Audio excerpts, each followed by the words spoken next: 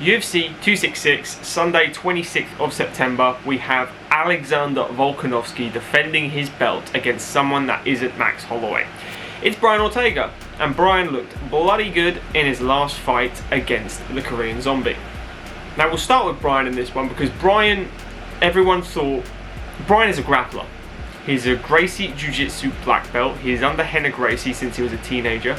You can find it online, videos of him as a blue belt training with police and being tied up, and it's really hilarious. He's come a long way since then.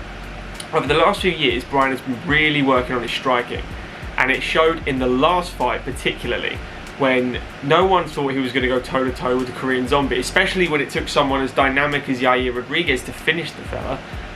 No one thought Brian's going to stand with this guy. He was going to implement an MMA game. He was going to clinch him against the cage. He was going to go for the trips. He was going to go for the takedowns entirely and try and outwork him on the ground, because we know the Korean Zombie has a phenomenal ground game.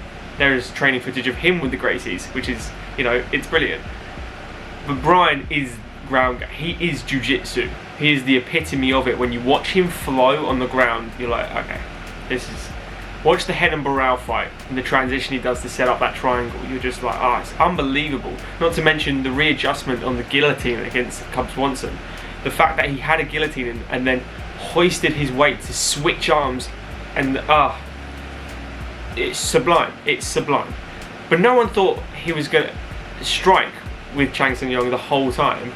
And what did he do? Shaved his head like a badass, gave it to charity, came out and went toe-to-toe with him and showed his footwork was phenomenal, his jab was money all night, and the boxing looked crisp. And he even sat him down, I believe, in one round. He really did hurt him a couple of times as well. And Brian, he got a couple battered and bruised a little bit, but he outclassed him. No one really outclasses the Korean Zombie. If you get past him, you scrape through. Other than Yair, you just kind of scrape through against him. But it was absolutely so damn impressive. It's hard to put into words of how good he looked in that fight. And for someone like me, I find that more impressive than just getting a 2-minute knockout on the fella. I think battering him from pillar to post using technique is so much more impressive, to be honest, especially at this high level. Then we've got the champion, Alexander Volkanovski. He's a Marmite fighter from what I see online. Now, I like the bloke. He's a really good bloke. I thought he lost the last fight. I thought he lost against Max Holloway for the second fight. I thought he won the first one, and I thought he lost the second one quite badly in the second one, actually. I think MMA communities kind of agree with me on that sense, that Max did win the second one. But let it go, fine, judges are judges, Max didn't do enough according to, the people that mattered, so he has the belt still. He's got one loss, which I think it was his third or fourth fight in in his career. He's never lost in the UFC, and he's finished people like Chad Mendes, beat Max Holloway twice. I mean, the dude's got a great record, absolutely great record, and he's an absolute bulldozer of this division.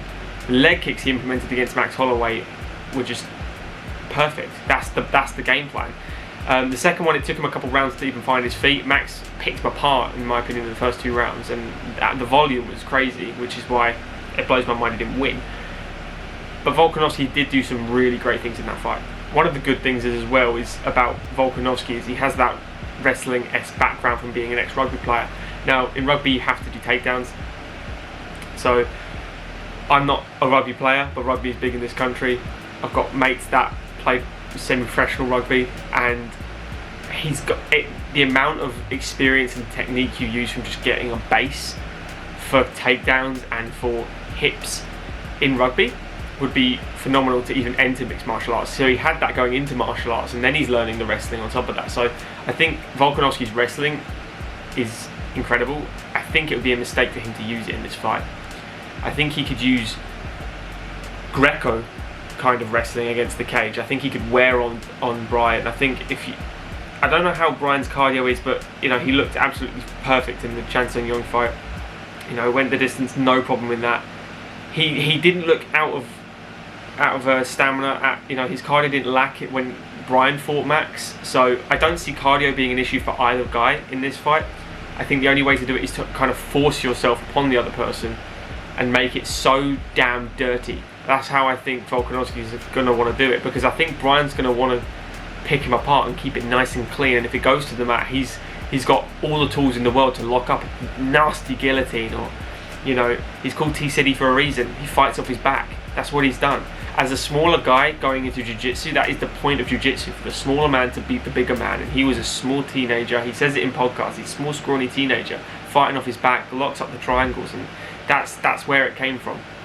I really feel that Brian is a stylistic clash for Volkanovski. Now, could be very wrong here, but it's just my opinion that I think Brian Ortega can take this. I think Brian has the boxing skills now. He's been working on for years, and it's finally shown in the last fight. And if he comes in with that demeanor, that blank face, you know, not giving a care in the world what other people think anymore about fighting, you know, it's the jab is money.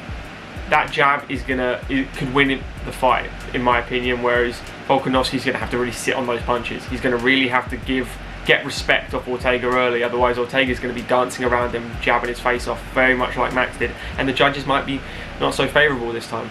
So what do you guys think is going to happen? Do you reckon it's Brian? Do you reckon it's Alex? I can't wait for this fight. Remember guys, like the video if you have enjoyed it, comment below, let me know, let's have a discussion. That's the point of these videos and this channel. It's a discussion channel. And check out the MMA shows, the podcasts that are going live.